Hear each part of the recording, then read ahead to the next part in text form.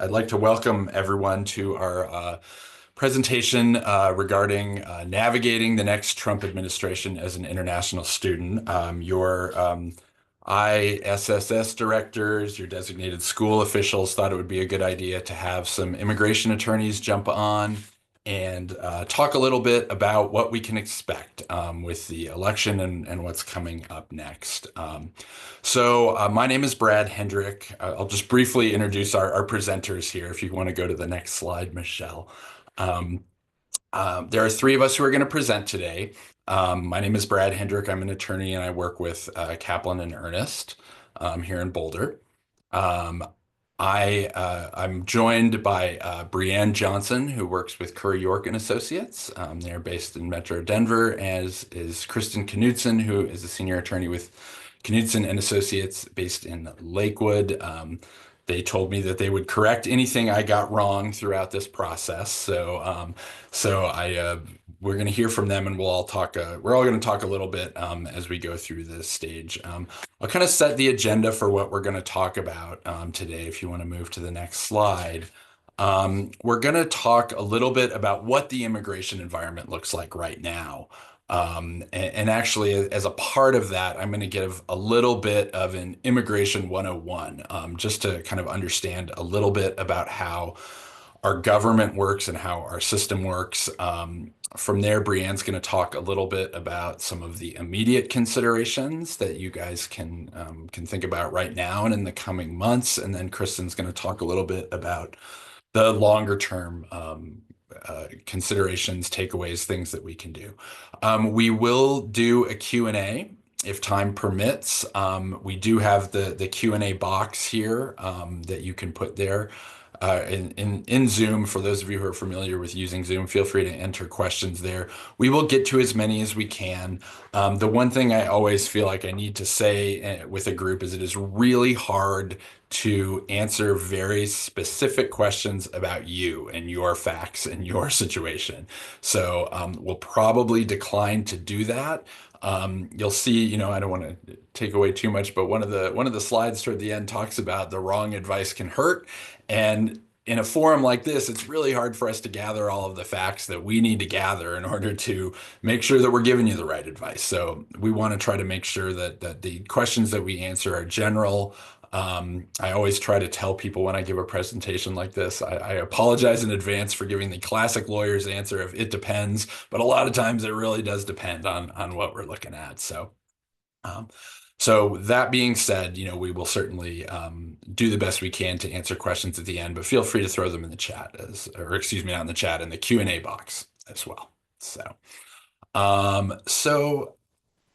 let's move to the next slide, which obviously doesn't have a lot of information on it right away, but we'll talk about the immigration environment. And I think that what's probably helpful right now, and what I've found in talking to students in the past, is to give a little bit of background, almost an immigration 101 about how our system works. And just try to understand a little bit about how the government works. And for those of you who may have gone to like junior high or middle school here in the United States, this is going to sound awfully familiar. Or those of you who have studied government, I don't mean it as any kind of an insult, but just sort of a level set on where we are and kind of how our system works. And worst case scenario, this will help you on your naturalization exams years in the future. So think about it that way. So our government, the United States government, is really split up into three different branches of government. There is an executive branch that is led by the president. That consists of a lot of agencies. There is a legislative branch that is Congress. That is the U.S. Senate and the House of Representatives make up Congress, and they all have a role within there. And that is the organization or the entity, I guess, branch that makes laws. And then there's the judicial branch, and that is the courts. And when the government was designed, what the idea behind the government is that there were supposed to be checks and balances among these three groups, so that not one of these different branches of government is supposed to have more power than the other. They're supposed to each play a role in how our government works. And over time, over the time that the country's been in existence, things have certainly evolved a little bit, and different bodies, different branches of the government have had more and less power as things have gone, just by a function of how things have worked and evolved. And we are in a little bit of a phase right now where the executive branch does tend to have more power than the others. In my This is kind of an opinion statement, but it is an opinion. The executive, and the executive branch can have does have a little bit more say in how things run on a day-to-day basis. But with that being said, it's set up in such a way that no branch has unlimited power. And because the president oversees the executive branch, when a presidential change happens and an executive branch has a lot of power, it's always an area of concern. So this is what happens, and I should say a concern and opportunity, depending on how you might want to look at it. Um, but to give you just a little bit of background about sort of the immigration environment and kind of what you're stepping into, the immigration laws and policies do come from many sources. They are overseen by several different agencies within the executive branch. But the laws themselves, the immigration laws, are made by Congress. So this is the Senate and the House of Representatives. So as you can see on the slide, the kind of the framework that we're working with was enacted in 1952. And I'm pretty confident that none of us were practicing at that time. But it was over the course of time, immigration laws have been changed, modified. There were some different actions in the 60s and 70s. There was a big act in 1986, the Immigration Reform and Control Act. You might hear of people talking about Reagan's amnesty. That was the 1986 act. The most recent major uh, immigration reform was in 1996, which did a lot more enforcement, frankly, in that. And since that time, we have not had a very effective Congress in terms of changing laws. And I think that, it's funny, when I was trying to do a little bit of research for this, I looked at like Congress ineffective, and it seemed like each successive Congress over the last four or five different iterations of Congress have been less effective than the last one. And barring a miracle, we are on pace for the least effective Congress. But really, since 1996, and I think part of that has to do with 1996 had a lot of enforcement. There was some momentum in the early 2000s to do, the whole program was Fix 96, and we've got to try to, maybe ease up on some of the background and some of the difficulties with that. But then 9/11 happened. And immigration, has become a major policy issue since that time. And it has been a point of pretty significant disagreement. So as we sit today, for a lot of U.S. voters that were voted, immigration was one of the top issues. Among all voters, it was the fourth top issue. But among those who voted for Trump, it was 82% of Trump voters said that immigration was a major issue to them. And so, because our experience with the Trump administration, and Kristen, Breanne, and I have all been through that before, is that the Trump administration tends to play to their base a little bit. And so if you know that this is an issue for Trump voters, you're probably expecting that there's going to be some action that takes place. Earlier, I talked about Congress being somewhat ineffective. Earlier this year, there was some momentum on some kind of a pretty significant immigration reform bill, and the senator who really championed it, Senator Langford from Oklahoma, is a Republican and has confirmed that in fact it was killed because the President-elect Trump wanted to run on immigration issues. He didn't want it to look fixed. So I think he wanted to be in a position to either run on it or fix it, or depending on where that comes down.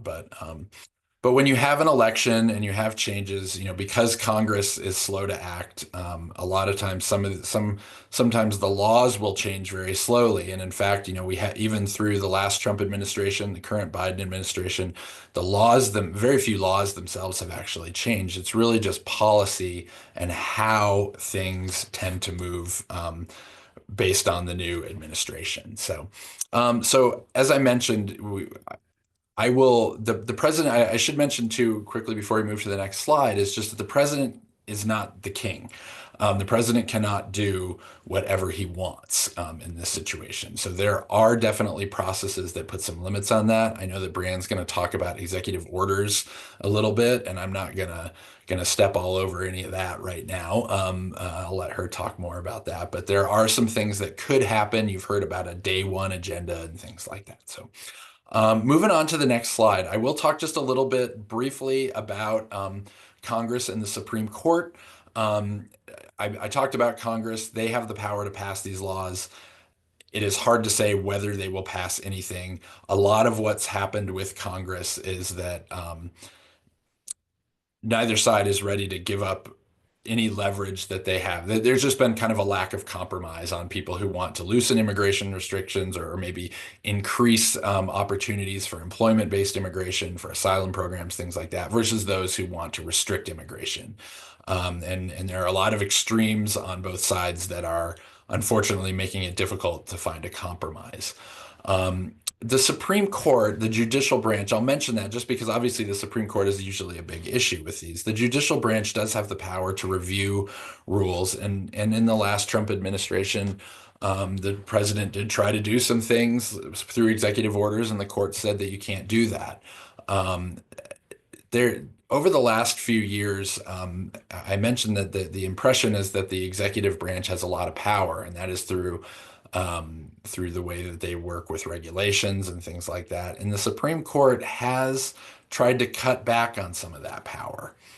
So I think that we're in a little bit, I don't want to get too far into the weeds for all of you who are not lawyers or pre-law, but the Supreme Court has opened up some opportunities where I think there probably will be some more immigration litigation, and a lot of things are going to have to be fought out in the courts as we move forward. So on the next slide, well, we'll talk a little bit about the executive branch, because obviously that is all under the president. When you hear about these cabinet picks that are circulating in the news, these are all the presidents, and these are all executive branch employees. And what the executive branch is responsible for is actually executing the laws that are passed by Congress. So if you look at like student visas, for example, in the Immigration and Nationality Act, I think it's 3 or 4 lines of text. It's not a huge amount, but they do talk about, that the uh, it's in the way it's written, is the attorney general shall devise a system for reporting when people don't show or terminate their classes and things like that. And what happens is that the executive branch steps in through various agencies, and they make rules about how to administer these programs. So something like your I-20 form actually comes out of the administrative process, because that's what the administrative process what the agencies decided was a right way to administer this. They are typically you have the statute, which is the law, and then you have the regulations, which are typically a lot more detailed.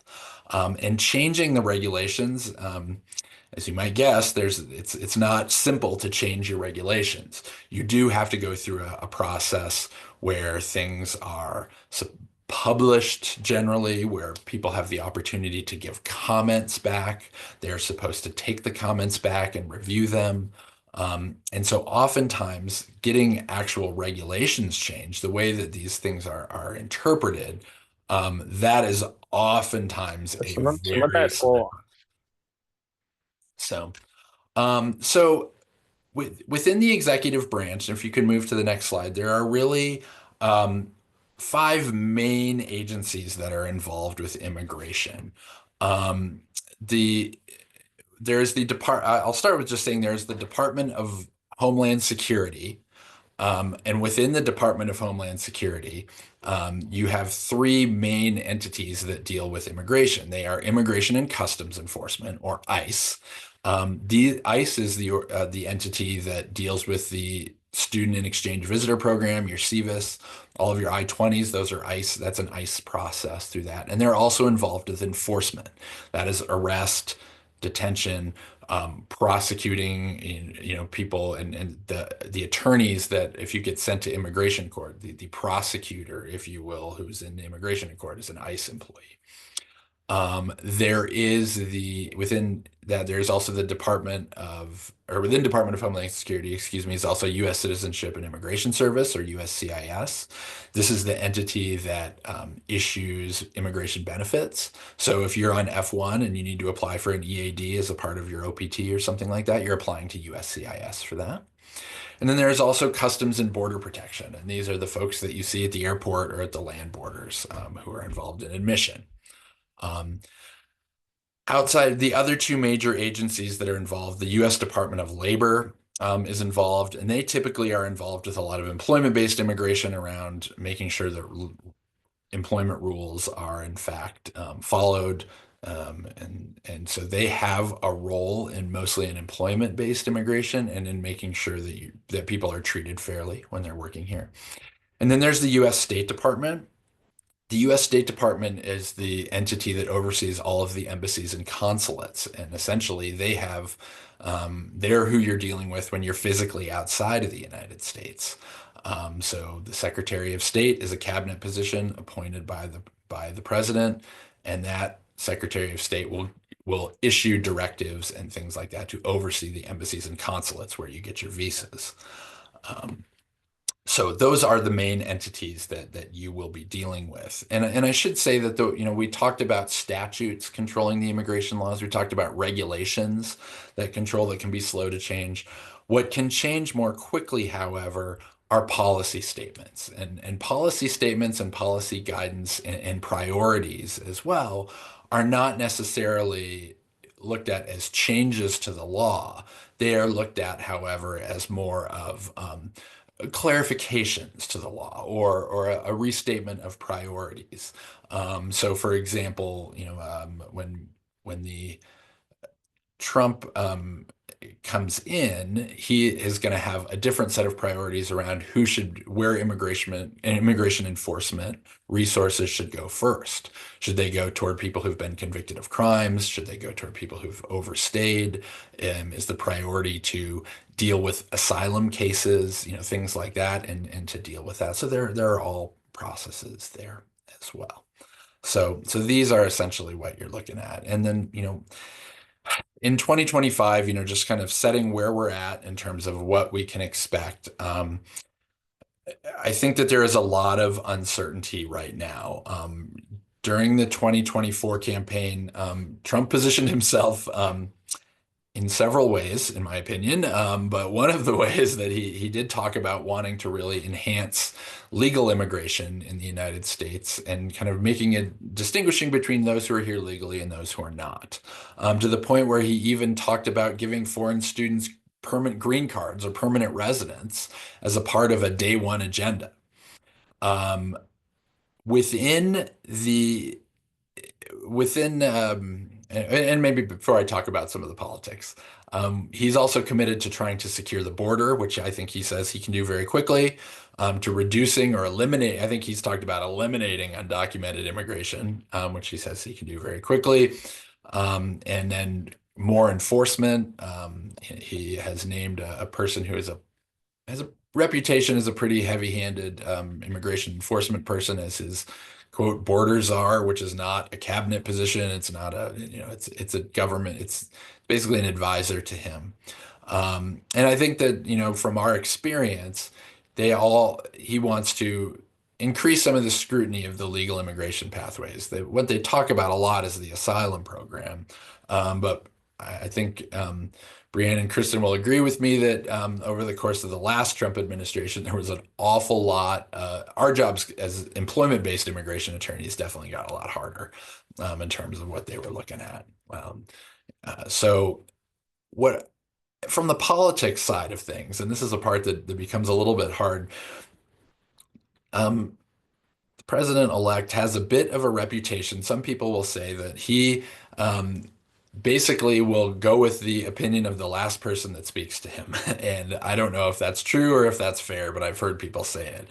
And if you look about the people that he has surrounded himself with, or appears to be surrounding himself with early, you have some people that are definitely champions of legal immigration, and you have some people who seem to be really anti-immigration, period. Stephen Miller is the one who really seems to be anti-immigration, and then you'll see, the Department of Government Efficiency, Elon Musk, those types who might be more pro-business immigration and pro-employment-based legal immigration paths. To the point that a listserv that we were on recently had an email thread that the title was Musk versus Miller. So it's hard for us to know exactly how things are going to play out.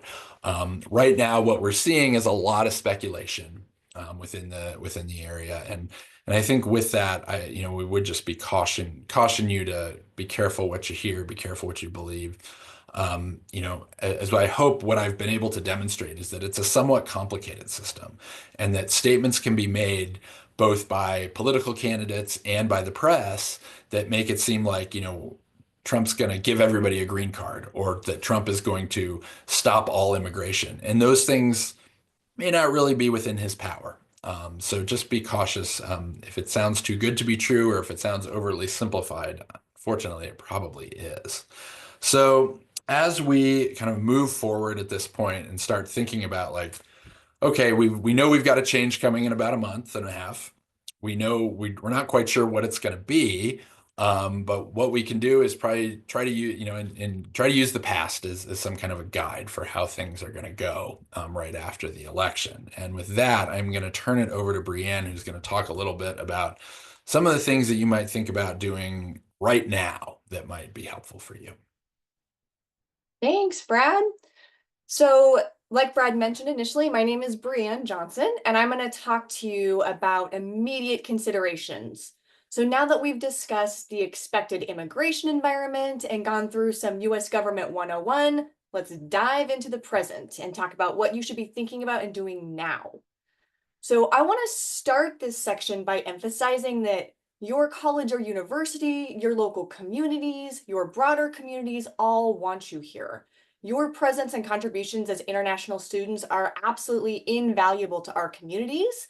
And if you hear negative or disparaging or anti-immigrant rhetoric being communicated from the Trump administration, please ignore it. You are welcome here and we want you here. Next slide, Michelle. So the new administration will take over on January 20th, 2025. And we anticipate that there will be a flurry of legal and policy changes dropped immediately. As you all know, there is a lot of good and bad information out there, and former President Trump is known for saying things or making promises that, when fact-checked, may or may not be true. So for the next 4 years, it will be critical for you to stay up to date on all of the changes to immigration and to make sure that you're getting your information from an accurate source. Some examples of accurate and reliable sources are listed here on the slide. Sources that are not reliable include your friend, social media, Reddit, or even well-meaning professors or others who might have gone through the immigration process themselves years ago. So immigration is very incredibly situational and changes all the time. Our jobs are not boring. So make sure that you stay up to date. All right, as Brad talked about, there are various ways that US laws and policies can change. Some changes are implemented more quickly than others, and a very popular tool that has been used by every single presidential administration in the history of the United States is the executive order. On day one of the new administration taking effect, again, January 20th, 2025, we expect that there will be numerous executive orders issued. We're all prepared to just catch a flurry of these. And just so there's no confusion, an executive order is an official directive issued by the president to federal government agencies. It has the force of law, and it allows the president to make pretty significant policy changes or direct some type of government action very quickly, and importantly, without the need for approval from Congress. That's kind of what makes executive orders unique. However, also importantly, executive orders must operate within the bounds of the Constitution and existing laws. So while they are absolutely very broad and powerful, executive orders do have some critical limitations. So first, they're often temporary. They are temporary. They can be reversed by future administrations, or they can be caught up in lawsuits and invalidated by the courts. They can even be rendered useless if Congress cuts off the funding needed to implement them. So there are some checks and balances to a president's ability to just issue mass executive orders. However, again, we do very much expect executive orders to be a popular tool used by this coming administration. Next slide, Michelle, please. Okay. A big thing some of you may remember from the last administration are the travel bans. They were also known as the Muslim ban or the Chinese F1J1 entry ban. And I think it's helpful to briefly discuss the prior travel bans as a way to think about what we might expect when Trump takes office again. So the prior travel bans were a series of executive orders aimed at restricting entry into the United States from certain countries. The first travel ban was issued just days after Trump took office in 2017, and it suspended entry for 90 days for citizens of 7 Muslim majority countries. And there were different subsequent versions of the Muslim travel ban that basically added and subtracted different countries to the list of who was banned from entering the country. Ultimately, the travel ban became indefinite rather than just expiring after 90 days. But the Trump administration really cited national security concerns as the primary reason for implementing these travel bans. I think the argument presented was that countries that were subject to the ban had weak vetting processes and created a higher risk for security threats. And so that was why they were banned. So countries now who may fit into this definition, Muslim majority countries, countries that maybe have high fraud rates, anyone Trump thinks has a high security threat may be subject to a ban in the coming administration. Similarly, the last Trump administration also implemented the Chinese F1J1 entry bans. And that ban really specifically targeted graduate students and researchers affiliated with Chinese institutions linked to China's military or intelligence sectors. And I can't recall if I've said this, but both of these travel bans were executive orders, and they exempted undergraduate students and lawful permanent residents, as well as those who were already physically present in the United States under F1 or J1 visas. But for anyone outside the US, it was a big problem. I mean, the ban led to the revocation of thousands of visas, and a lot of people got caught up in it. The takeaway is that we expect the incoming administration to issue some sort of travel ban fairly immediately. We do not know which countries will be subject or exactly when the ban could be implemented. So this practically means that any international travel after January 20th, 2025 will be inherently riskier because a travel ban could be implemented at any time. At worst, this means that students could be stuck outside the US and banned from reentry. But even if you're not a national of a banned country, the implementation of a travel ban can create a really messy and unwelcoming environment at the border. I mean, there would also likely be more strict security vetting at Customs and Border Protection and questioning at the border that could lead to denied entries, even searches and seizures, or just unplanned delays. So know that even if your country isn't subject, a travel ban will make things messy for international travel, kind of regardless. So if you do have international travel plans over the winter break, maybe consider returning to the US prior to the change in administration if that's feasible. Next slide, please. Under the next administration, we expect that all immigration processing will be slower and harder. I wish I had better news, but you'll want to plan for this. What does this mean in the context of getting a visa? A visa, such as your F1 or J1 visa, is only a travel document. The visa gets you on the airplane from your home country and into the United States. Once you're admitted, it's your valid passport, your I-94 record, and your valid I-20 or DS 2019 that are evidence of your lawful status.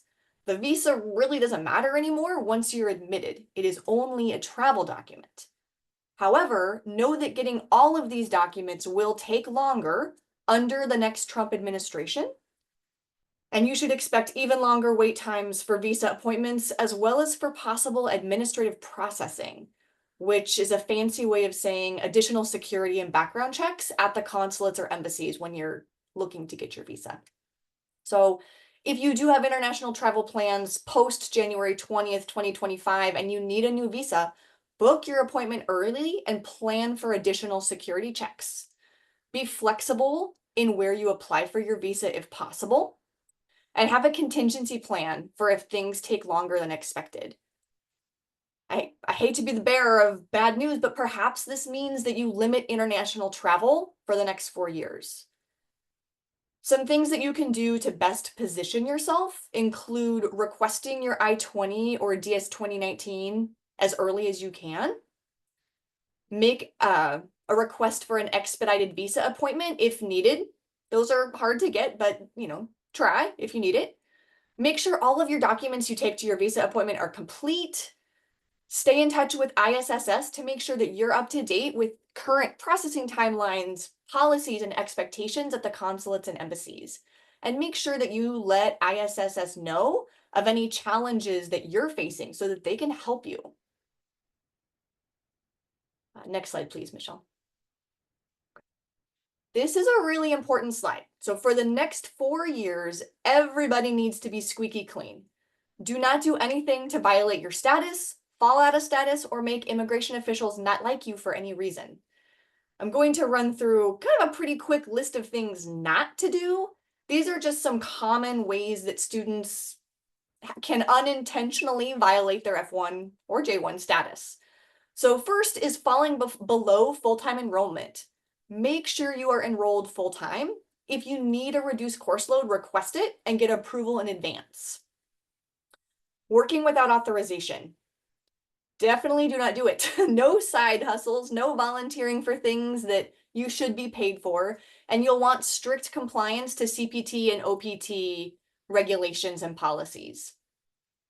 Make sure you pay attention to your work limits. So do not work more than your 20 hours per week while school is in session, even for authorized on-campus employment. That's an easy thing to calculate and take control of. Make sure you don't forget to update CVIS. You have to report changes in address, contact information, or academic program to your DSO within a required time frame. So make sure you know what that is and adhere to it. Don't have any unauthorized breaks or drops in enrollment. Now's not a great time to take a leave of absence, drop out, or complete your program early without informing your DSO. Grace period. Adhere to your 60-day grace period after completing your program or your OPT. And for transfers, just make sure you're following proper CVIS procedures. Basically, you're doing everything right. And this goes without saying, but I'll say it. Do not get in trouble with law enforcement. No arrests, DUIs. And please remember that even though marijuana may be legal in the state of Colorado, it is illegal, as in not legal, at the federal level, which means that international students are not allowed to use it or be involved with it in any way. Just a friendly reminder. Okay, on-campus employment. So while in F1, you are allowed to work, but employment is strictly regulated. Student employment is often a source of status violations and definitely will be highly scrutinized by the incoming administration. For on-campus employment, students can work up to 20 hours per week, like I already mentioned, during the academic term, but can work full-time during breaks at their school's campus or affiliated locations. But make sure you know the definition of on-campus employment. There is an actual legal definition that can be pulled. It's a little bit lengthy, so I didn't bother pulling it, but your DSOs will definitely know what it is and where to find it. But make sure your proposed employment fits into that definition. Now isn't the best time to be creative here. And just, like I already mentioned, take that 20-hour per week limit seriously and keep track of those hours yourself. Next slide, Michelle. Okay, off-campus employment. So there are 3 different types of off-campus employment: CPT, OPT, and STEM OPT extensions. So quick rundown and some immediate considerations, for each one. So CPT allows students to work in a job directly related to their field of study with prior authorization from the DSO. That's the key phrase, well, one of the key phrases. So what do you need to think about if you are planning to participate in CPT post January 20th? Make sure you start the application process early and follow your institution's policies and procedures. Make sure that your work training directly relates to your major area of study. Just so there's no confusion, CPT authorization is for a specific employer and for a specific period of time, and you need to adhere to that very strictly. Students must secure a job offer for CPT before your DSO can authorize it, but CPT also must be authorized before you can start work. So don't think once you have a job offer, you can start. You have to wait for CPT to be authorized. The last thing I want to just throw out there about CPT programs is something called Day One CPT. I'm not going to talk much about it besides saying be wary of Day One CPT programs. Some of them are legitimate, some of them are less so, but all of them will be highly scrutinized in the upcoming administration. Jumping to OPT, we've got some similar themes. So what you need to be paying attention to is making sure your job is related to your field of study. Now is not the time for creative arguments, but if you're going to make one, at least keep documentation to support your creative argument. Be prepared for slow USCIS processing times and the possible need to premium process your 765 employment authorization form. Make sure you're watching your unemployment limits. You are allowed no more than 90 days of unemployment while on OPT. And make sure you're properly reporting all of your employment and personal changes. And I know I feel like I'm lecturing, but make sure you're filing that you're watching the timing of filing your application. There are pretty specific timeframes for when you need to submit that application, which is also true for STEM OPT, just to jump to STEM. For STEM OPT, you also need to make sure you're working in a role that is directly related to the STEM field of study. And STEM OPT has a 983 training plan, which post-completion or even pre-completion OPT do not have. With this training plan, this is a form document. Make sure you take that seriously. Your training plan needs to be complete, accurate, and you and your employer need to follow it. Under the coming administration, I think we're going to see an increase in work site visits. So hopefully not, hopefully that never happens to you, but be prepared if, immigration shows up and asks to see your training plan and wonders why you're doing something different, that's a problem. So make sure you are prepared for site visits, as well as your employer should know that that's a possibility. You need to watch your unemployment limits here as well. For STEM extension folks, you get no more than 150 days. And also know that students on STEM must be compensated for their work. So there isn't a strict prevailing wage requirement the way there is with an H-1B, but employers must pay STEM OPT folks compensation that is comparable to that of similarly situated US workers. What else do I want to say about that? Watch your reporting. So with the training plan, you're required to submit several reports and self-evaluations and keep things up to date. Make sure you're doing so. And I think the takeaway here is that unauthorized work of any kind or CPT and OPT violations are serious and can lead to status violations and possibly the loss of F1 status, which you don't want. The next 4 years are going to be a much more unforgiving environment, and student employment will be under the microscope of the Trump administration. Please feel free to participate in student employment opportunities if you would like to and are eligible, but it will be more important than ever to be particularly diligent in making sure that you're following all the rules. So get to know your DSOs and work together to accomplish that. Next slide, please.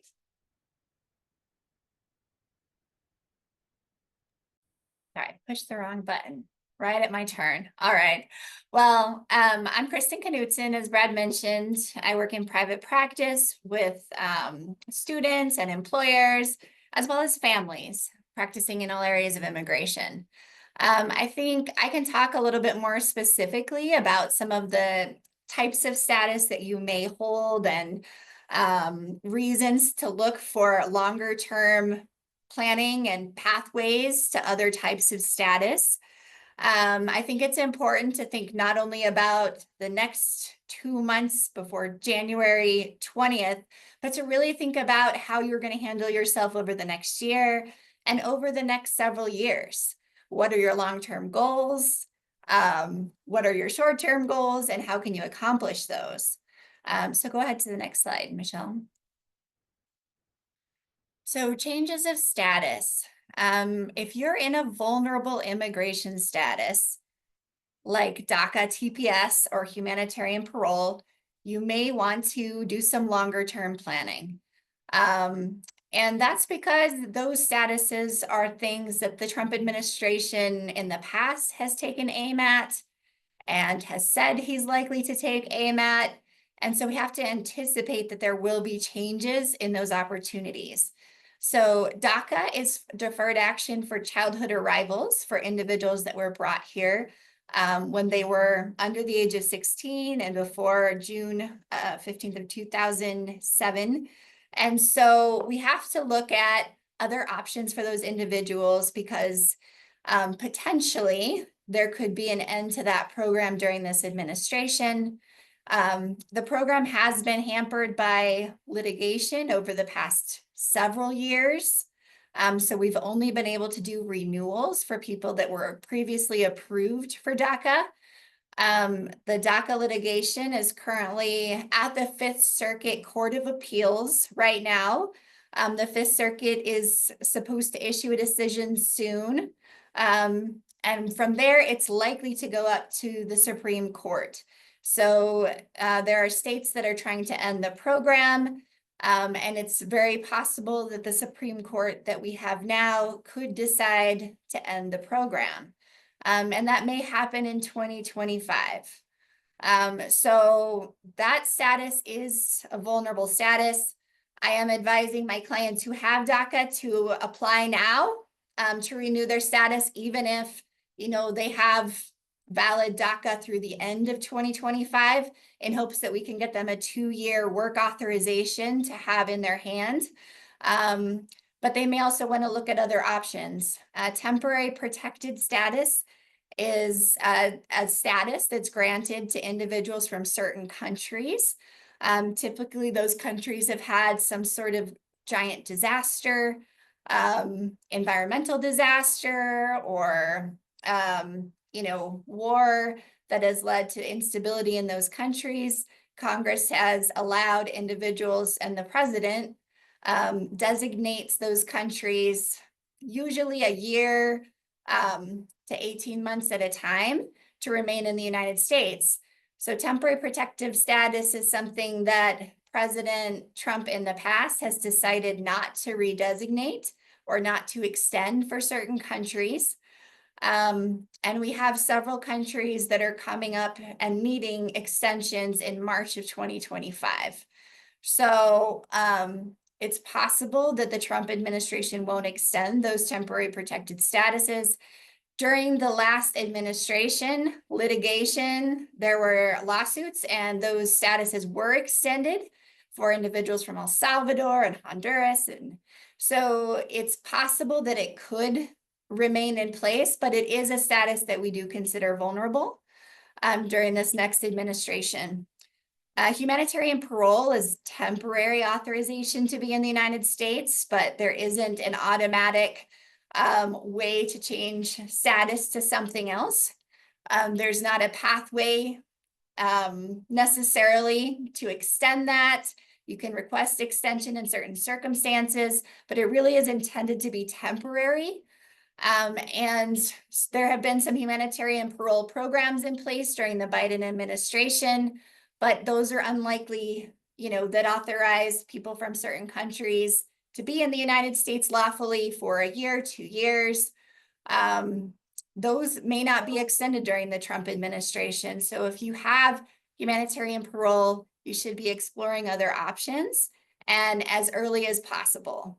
Okay, so that you have the greatest opportunity to maintain a lawful presence in the United States, valid documentation. the earlier the better. It allows immigration attorneys the opportunity to offer you as many options as possible, and it allows you to plan for your future. So if you're a student and you're in F1 status and you have OPT, or you're a student that is looking at finishing up a degree, will your employer consider sponsoring you for an H-1B? That's the traditional pathway and the most common pathway for students to gain employment experience on OPT and then get an H-1B. H-1Bs are for individuals in specialty occupations, which basically means the position requires a bachelor's degree at a minimum, and you have that bachelor's degree. So the challenge with H-1Bs is that if you work for a private employer, there's a limit, a cap to the number of H-1Bs that can be granted in a given year. And it's severely limited to 65,000 individuals with bachelor's degrees, and there's another 20,000 for individuals with U.S. master's degrees. So it's a little bit easier if you have a master's degree. But if you look at the figures from last year, there were 790,000 registrations for H-1Bs, and over 400,000 beneficiaries. So some individuals had 2 job offers, and so that's why there were 790,000 registrations, but 400 foreign nationals were trying to get an H-1B through their employer in just this past year. That means that there's a lottery that you have to get entered in through your employer to be selected, potentially selected for a job. And so that occurs every year in March. And so that's something else that you would want to plan for. You need to talk to your employer about getting you entered in the lottery. Doing that as early as possible is a great idea. But you certainly want to make sure that your employer is ready to enter you in the lottery by March, the beginning of March. And you to keep track of those lottery dates because they do change slightly every year. H-1Bs also, some of them are cap exempt. So if you're able to find a position at a university or at a nonprofit that's affiliated with a university or a government research institution or a nonprofit research institution, then you can get an H-1B at any point during the year because those aren't subject to those limits. One of the strategies that we use sometimes is trying to get a cap exempt position that's part-time in addition to the cap subject position, which allows you to not have to, it essentially makes both of the positions cap exempt. So sometimes a job at a university that requires your bachelor's degree and qualifies on a part-time basis, and then a full-time job at a private employer. So there are strategies that can be used, but they do require planning. They require you to do things early and at certain times of the year. So you definitely want to talk to your employer, and you may want to speak with an immigration lawyer about these next steps in your pathway. So if you have an H-1B already, that's a temporary status in the United States. So would your employer consider sponsoring you for permanent residency? And I will say in some situations, it even makes sense for an employer to sponsor someone who doesn't have an H-1B for permanent residency because it's so difficult to get H-1Bs. That requires advanced planning. And so you want to talk to your employer early, talk to an immigration lawyer so you understand what's involved in that.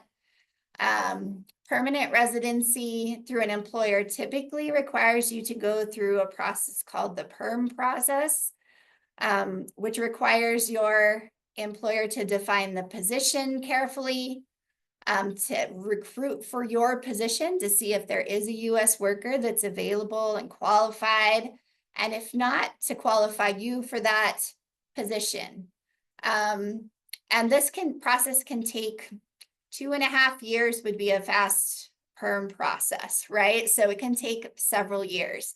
So this is something you want to learn about early and think about it as part of your pathway. There are also certain types of permanent residency through employment that you can do as a self-petition. In particular, national interest waivers may allow you to petition for yourself. So that's something else that you want to speak with an immigration lawyer about. These are positions that require a master's degree or that you already have a lot of experience in, at least a master's degree, or you have a lot of experience where you have at least 5 years of experience. And you can show that you have a high level of knowledge in that area and they're in the national interest. So sometimes engineering positions can be in the national interest, research positions. There's a kind of a wide variety of positions that may be in the national interest. But if you could be eligible for a national interest waiver, that is a typically faster process. It's a more streamlined process, and it's one that you might be able to be in control of if you file it as a self-petition. Family-based options, so if you have a spouse, is the most common one, or a U.S. citizen child who's 21, you may be able to adjust your status within the United States. Other family members may be able to petition for you, but there's typically a longer wait for that.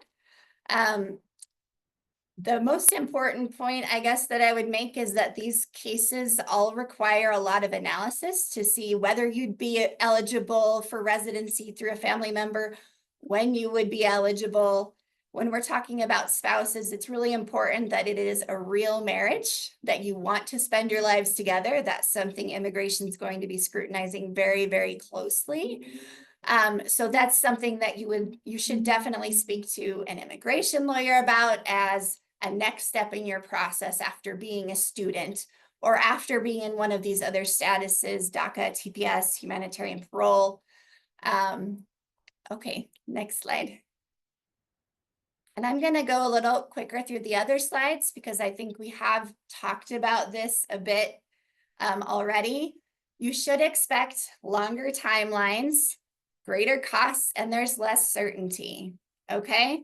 So it's really important to plan in advance to make sure you're getting credible information and to apply. So you want to plan, get credible information, and then you want to make sure you're applying early. And I would say in the past, there are some processes that people tend to do on their own or with help from the university, but it also may make sense to have an immigration lawyer involved. I would say more often than in the past, because you want to make sure that the applications you're filing are done right. It'll make things go more quickly for you. So definitely talk to your DSOs, make sure that you're fully informed before you apply for something so that you're doing it the right way. Okay, go ahead. So travel, we've talked about the possibility of travel bans. I just wanted to bring up a few suggestions at this point for entering the United States and possible additional scrutiny by Customs and Border Protection.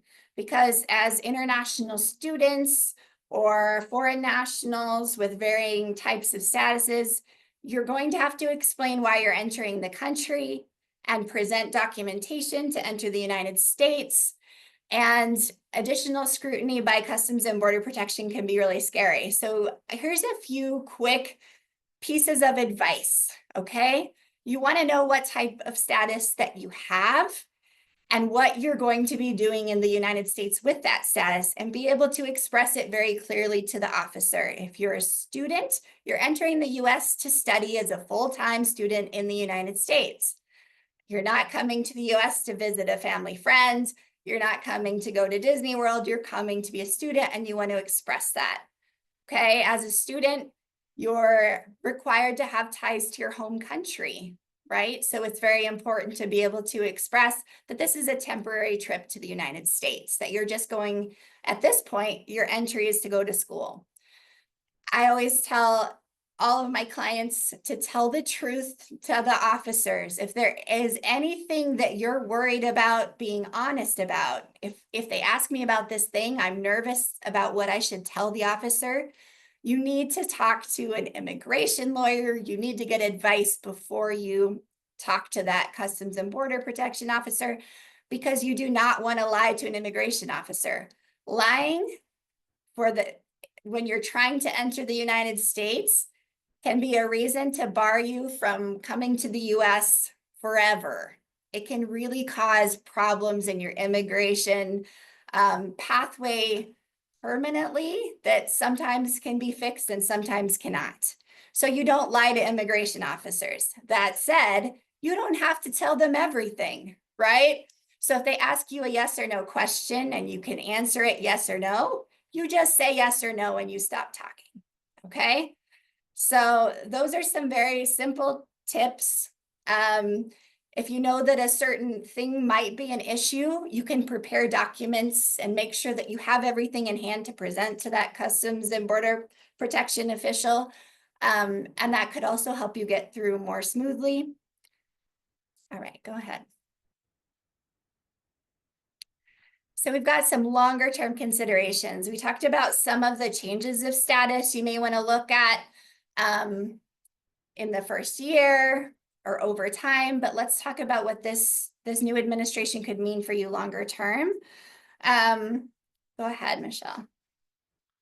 So we don't know what Trump is going to do this time. We know what he said. That's been inconsistent. I think Brad mentioned that.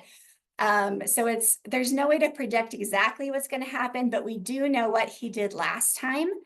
So we've talked about travel bans. We do expect travel bans to happen and to be done by executive order early in the administration. So don't travel after January 20th. Like, let's see what happens. Let's give some time for that to play out. Be back in the United States before January 20th, and then let's just see. Let's see. There may be opportunities to travel safely, but I think it's better to let the first several months of the administration to play out before we start looking at future travel plans.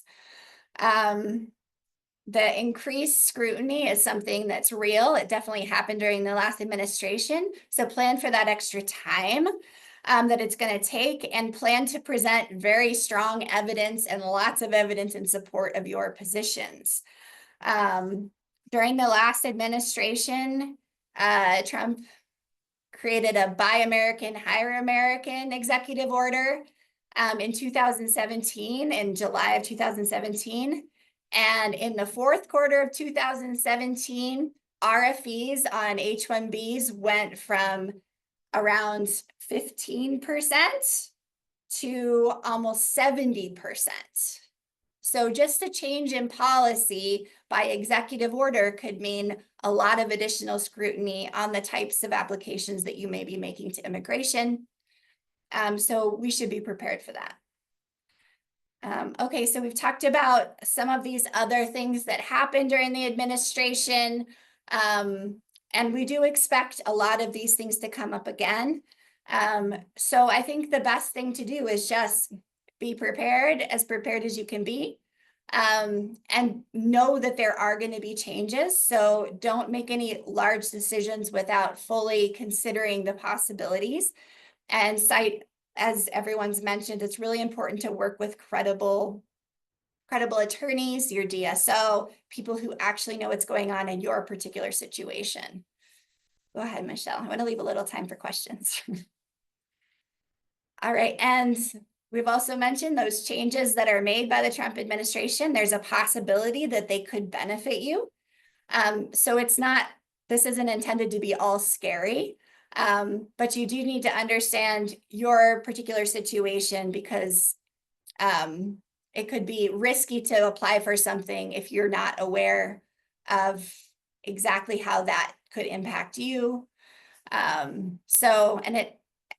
This slide says even positive change can be disruptive. Yeah, it can really mess with your plans if there's a change in policy, right? Or a change in the law, which is possible during the next administration. So just make sure you're getting good information. So go ahead. And I think we talked about how the wrong help can really hurt you. So it's really important to work with people that know what's going on, and it's critical to get information on your own case. And I'm going to go ahead just to leave some time. I think this one is really important. We've talked about getting credible information, but what else can you do? So make sure you keep all of your I-20s. Make sure that you keep track of your work authorization cards and the documentation that you receive when you apply for benefits with immigration. Keep all of that stuff together so that it's easy to find and easy to pass off to the next person that needs to help you look at your immigration status. I think it's also really important to document your personal achievements. What you're doing by being a student in the United States is gathering knowledge and experience that can be used to get a good job in the US. And we've talked a little bit about some of the employment-based pathways. So you want to have your resume up to date. You want to have your transcripts available. You want to have reference letters when you leave a position. You want to make sure that you're keeping contacts, which are critically important when we look at things like applying for a national interest waiver for you to apply for your permanent residence. You need to be able to go back to those professors and say, will you write a letter in support of the research that I helped with in your lab or the work that I'm likely to do in the United States? So you want to keep those contacts up to date, stay in touch with people that have helped you along your way or that you've helped by providing work at their businesses. And then also planning for the costs of the processes that we're talking about. They can be significant. Just the filing fees can be significant, but if you need to work with an immigration lawyer, they charge for their services and it can be significant. So make sure that you're planning for that. All right, so takeaways for all of you. And I think Brad and Breanne did a really good job about talking about this. Focus on the things you can control, get started early, plan, use credible information, be flexible with your plans. I think right now, the best thing to do is get your travel done and put things on hold for a little while. And then you can make plans as things become more clear. And look for what is positive. How can the current situation work for me?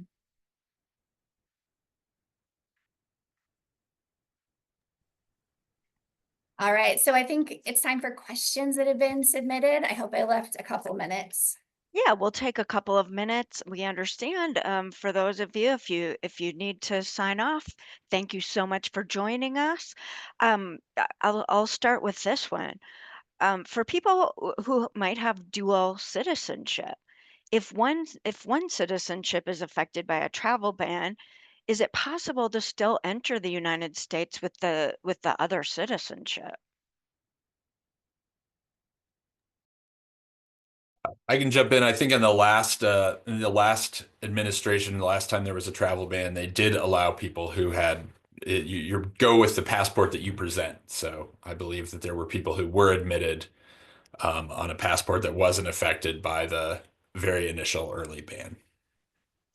Okay, thank you so much. Um, Michelle, can I uh, mention one thing? We'll have yes. to wait and see what the what the No. language looks like. So. That's right. That's a great point. Like we can't really speculate on exactly what the implications are without seeing the very specific language of the ban of the travel ban, if there is one. Okay. One other thing, and we've talked a lot about how things will slow down. There's that potential. This question is maybe specifically about the green card process. So do any of you want to just talk about like the particular ways in which things will slow down? I mean, I'm happy to talk about some of the ways. So there are different green card processes, which I think is one of the things I mentioned. It can be through an employer. It can be through a family member that petitions for you. It can be through a diversity visa selection.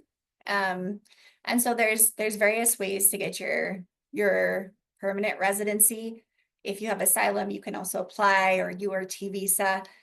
You can apply for residency. So there's different ways. I think that what we saw last time was, first of all, increased scrutiny. Second of all, changes in policy and the way cases are processed. Like, for example, the administration said, okay, every case now requires an interview, every single case, right? All business cases have interviews. Everyone needs an interview. And in doing so, they clogged up the system. Right now, a lot of cases when you're applying for a green card within the United States, which is called adjustment of status, don't require an interview. It's all done through documents. If interviews have to be scheduled, that's a period of time that's taken at the local office, the local field office. And it clogged up the system, made employment-based cases take a lot longer. So, and I think during the last administration, we also saw a lot of civil servants quitting. And there were actually literally less people to do the work at the Department of State, for example, at the US consulate. So they had trouble staffing.